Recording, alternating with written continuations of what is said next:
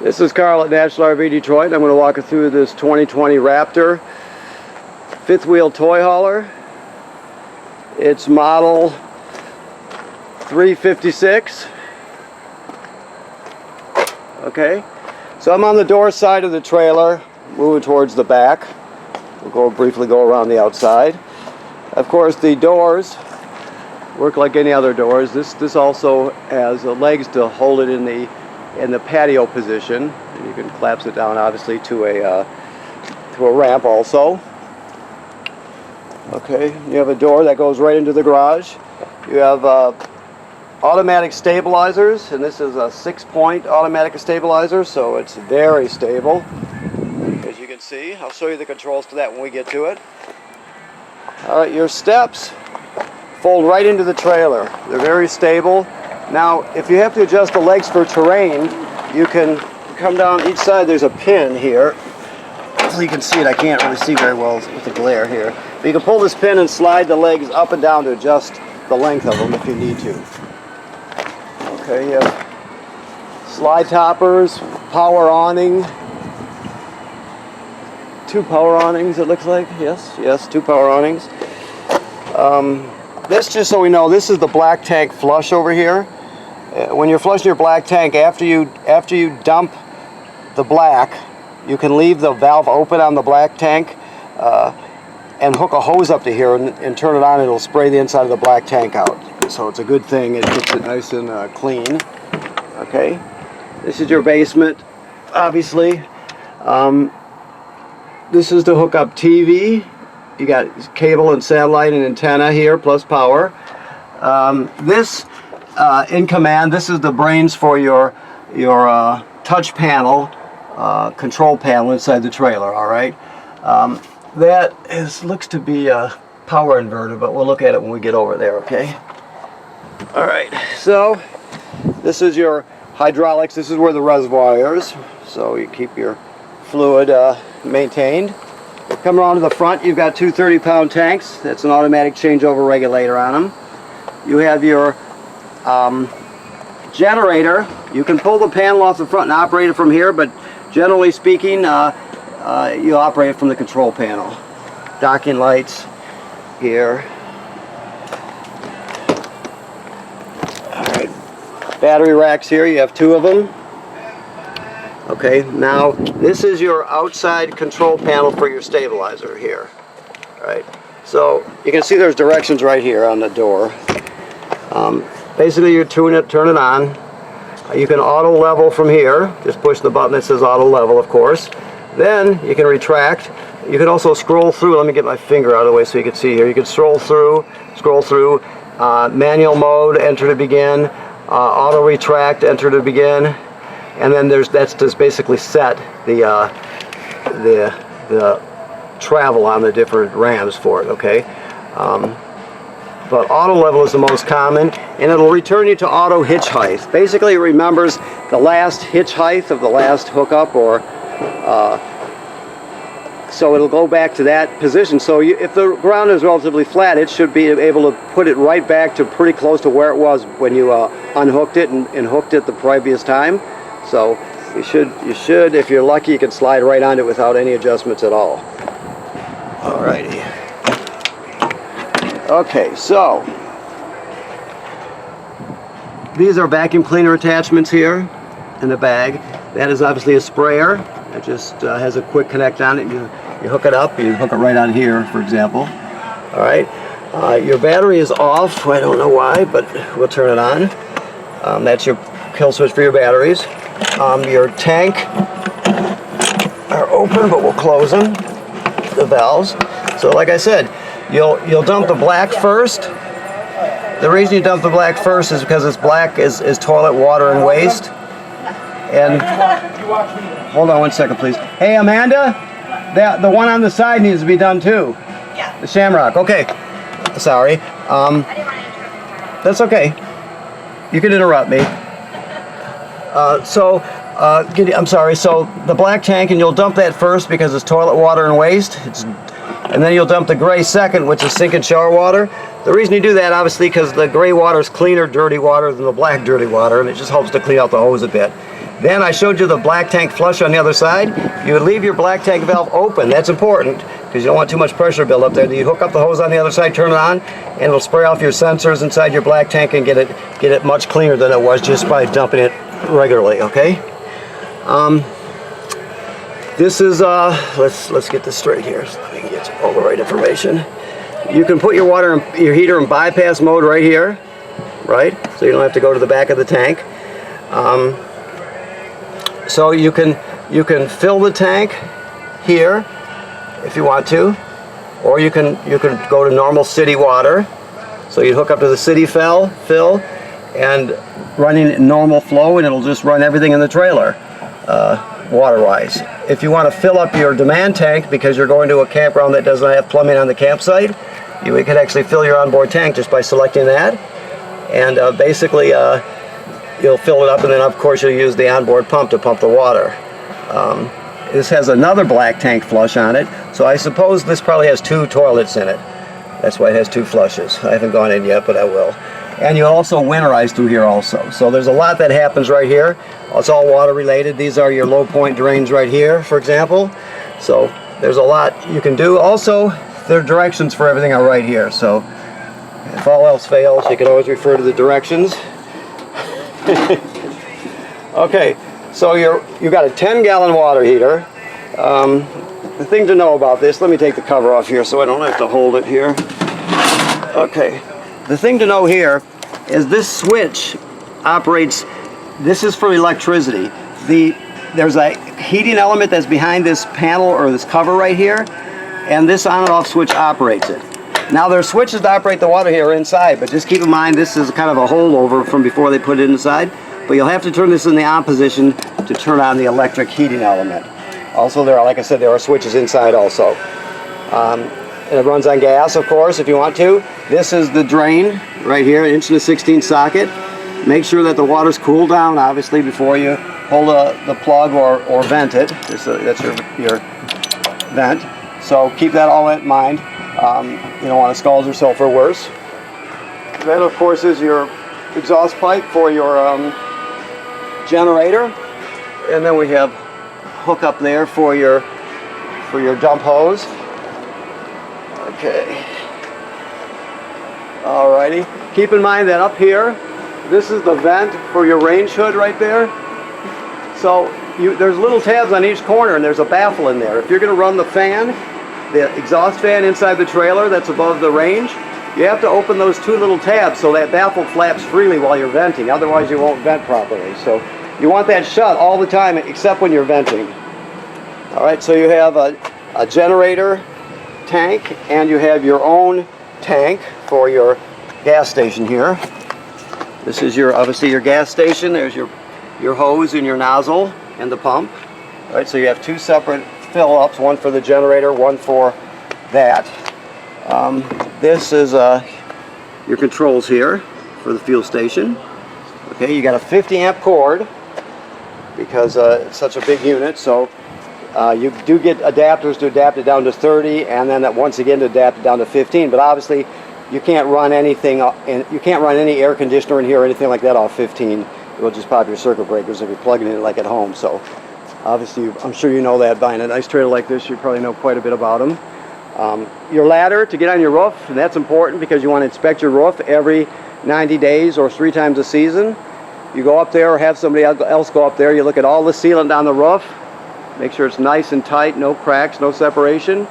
You just inspect it regularly, and then when it gets to the point where it needs touching up, every trailer does eventually, you'll know about it, you'll take care of it, and it won't be an issue with you. So make sure you go up there 3 times a season or every 90 days and inspect the roof. Of course, you have an awning back here above your deck. That housing up there is housing a backup camera. So there's a backup camera in it. So very nice. Everything about it is very nice. So let me slide some stuff out here. Looks like someone's already putting everything out. Okay, that would be Amanda. Hello, Amanda. Hello. Okay, so we're still working on your trailer, cleaning it up and doing the final stuff to it. So, okay, let me go up to the control panel here. So this is a touchscreen panel. This right here, just so you know, is a sensor for temperature. Okay, this tells us it's wired for solar.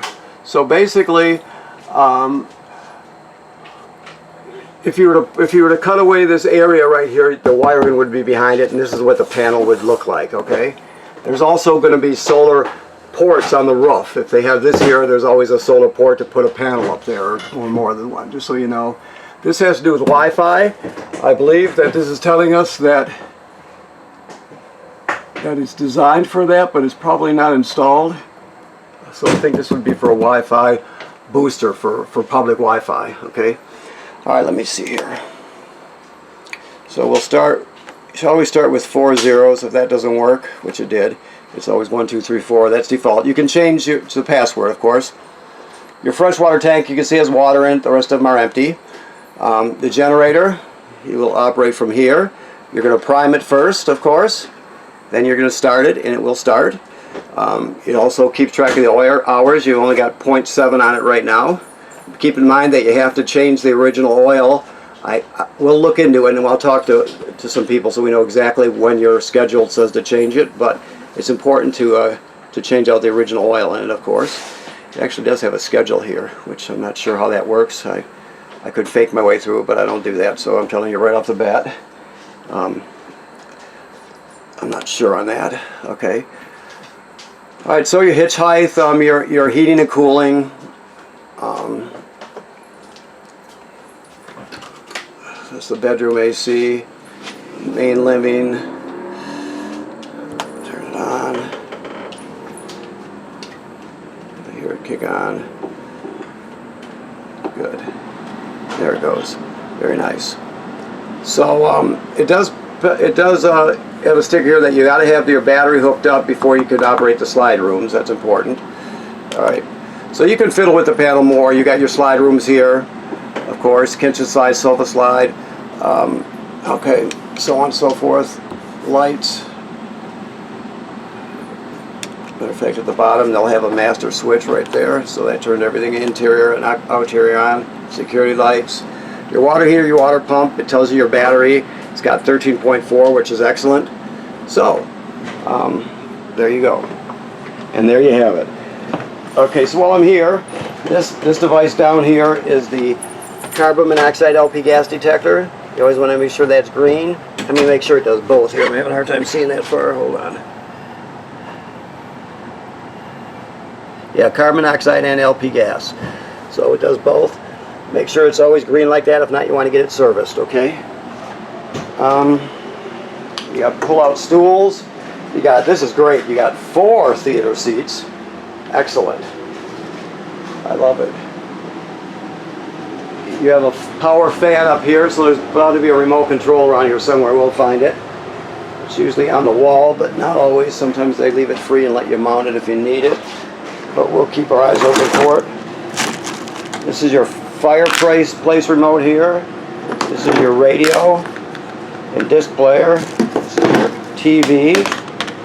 Okay, remote.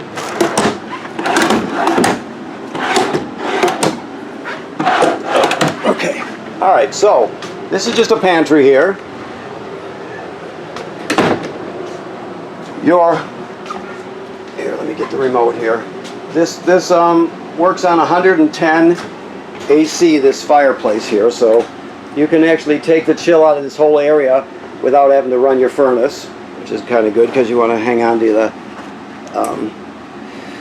LP unless you need it. Right now, if you can see this flashing H, which is the fan speed is high, you can change it to off, low, and high. So that's the fan blowing the hot air out. You also have thermostat. It goes up in increments of 5, so 80, 75, 70, 65, so on and so forth. You have a timer on it to turn it on and off, and you can change the appearance of the flame. So you can you can find the exact color for your mood apparently. So it's also a wide model too. I don't know exactly the size, but it says right there 40. So most of them are half that size, so it's very nice. Okay, so also your sound system. You can play discs here, obviously, CDs and DVDs. You can hook up wirelessly with Bluetooth with your phone or tablet and stream. You can stream off this USB right here, so you can put all your favorite albums on one stick and take them with you. You can go into the system through this HDMI, so if you, let's say you had a game machine to keep kids or grandkids busy on a rainy day, you can go straight into the system right there with it. This, I believe, is this light? Yeah, this light. Okay. Nice. TV, of course, has a swing out bracket, and you have a signal booster for your digital antenna right there. Okay, cool. All right. I guess we'll keep going back here so that we've come this far. We'll drop the ramp for you. This also has doors just like patio doors. It's great. Your bed obviously goes up and down. So does your couch. So remember before you bring it looks like it's pinned up right now. You can see the pins for the upper bed part. So right now, if we were to bring this down, the bed would stay in the up position, and you could bring these couches / bed down. So it's good. You got 2 beds or a couch or nothing like right now. So you can pull your dirt bikes or 4-wheeler or road bikes or whatever you carry with you. These steps come off basically, so you can put them onto your back porch, which is nice. They come on and off. This is pre-plumbed for a washer dryer if you ever wanted to put one right there. This, I believe, is probably a bathroom here. Yeah, so that's just a small bathroom. That's why it has 2 black tanks. That's why we saw 2 flushes. So that explains that. Okay, and your controls for it are here. Your back awning, your bed lift up and down. So you got all that right there. Excellent. This is great. Okay, and looks like a TV up there too already. Yeah, so you got a TV up for the top people on the top bunk. Oh, I tell you could get spoiled in this. Huge refrigerator, of course. Your range. Let me set this down here. Your range is spark to light it. This one has a safety on it, as I recall. Let me make sure. I guess this one does not. So you just turn this clockwise to spark it. You can see it lit right there. So there's obviously a knob for each burner. Then you get the oven. Now the oven, let me see here. You have to spark it to light it too. Maybe you can see it spark it. Yeah, you can see the spark down there. Okay. So what you do is you go to the oven knob. You'll go to the picture of the flame, which means pilot light. Then you depress it. You keep it depressed. You're going to turn this clockwise to spark it. When the pilot light under there lights, which it eventually will light, you keep holding this in. You hold it for another 10 or 15 seconds to heat it up. Then you go to operating temperature, and it cycles like an oven does. But when you shut it off, the flame obviously goes out the oven, but so does the pilot light. So you got to relight the pilot light each time you use the oven. Always have this lid, this cover closed when you're traveling so it doesn't break, obviously. I showed you that there was a vent on the outside with baffles that you have to open up to vent this fan outside. That is right here, 2-speed. Okay, and then you have light on and off. So that would be there. So if you're going to vent it, you want to vent to the outside, then you have to open the baffle on that outside vent. Okay, if that makes any sense to you. Okay, that's obviously your vacuum. I showed you there were attachments in the front basement. Okay. All the lights will have a separate button on them, or most of them do, so you can turn them on and off as needed. All right. So let's see what else we've got here. Okay, let's go this way. This would be the bathroom here. Okay. So, sink and the shower work like any other sink and shower. Keep in mind that there are probably 2 GFCIs in this trailer. So the front one here, half the plugs in the trailer will be wired through this one, and half will be wired through the next one. So if you're using the coffee pot outside, let's say, and it pops, you'll reset it at one of the inside GFCIs. Now, RV toilets have to have water and chemical in them to start using them. So when you get to the campground, obviously your black tank is empty. You're going to hook up your water and your power and go through all that. Then you'll come inside and you'll take your chemical, whichever brand you use, you'll put 1 dose right in the bowl there. Then you'll stand on this, and of course, because we're hooked up to water, water will come swirling out. It'll wash the chemical right into the toilet, and you'll stand holding this long enough to put about 1 gallon or so in the tank. You can put 2 in, it doesn't matter. The bottom line is you have to have some water in it and chemical in it when you start using it when it's dry. The black tank, of course, is directly below. So keep that in mind. Anytime you're starting off with a dry black tank, you put water and chemical in there before you start using it. Otherwise, you'll regret it. You'll only do it once, but obviously you can, as you might imagine, it smells really bad and it gets hard as a rock, and use your imagination. So you always want water and chemical in there. So you have another, let's see what we got here, lights here. Another air conditioner here, of course. That's your wardrobe slide out. You have storage underneath the bed here. Let's see what we got under here just for the heck of it. Tabletop, so that would go into the back. They also have a 3/4 inch crank for emergencies. TV, of course, you probably recognize that, huh? I like the aged looking wood. It looks like barn wood, sorta. It really looks authentic, and it fits. It's very neutral.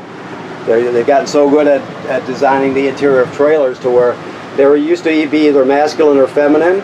It either had blue stripes with flowers on the wall, or it looked like a 1970s suburban basement. Those were your 2 options. But now they split it right down the middle. It's all about how you trim it, you know. They come not masculine, not feminine. It's just a little of both or none of both, or however you want to balance it out. But it all has to do with how you trim it, so very good. And this one is definitely no exception. It's really cool. Okay, let's see what else we've got here. I think we've pretty much covered everything. We can talk to you about it, obviously, when you get here, that sort of thing. But I want you, first of all, I want to thank you for buying your trailer here at National RV Detroit. And also, I want you to keep in mind that you want to inspect your roof, just like I said, every 90 days or 3 times a season. Also, inspect the seals on the side. Any place you see caulk from the factory, you're going to look at.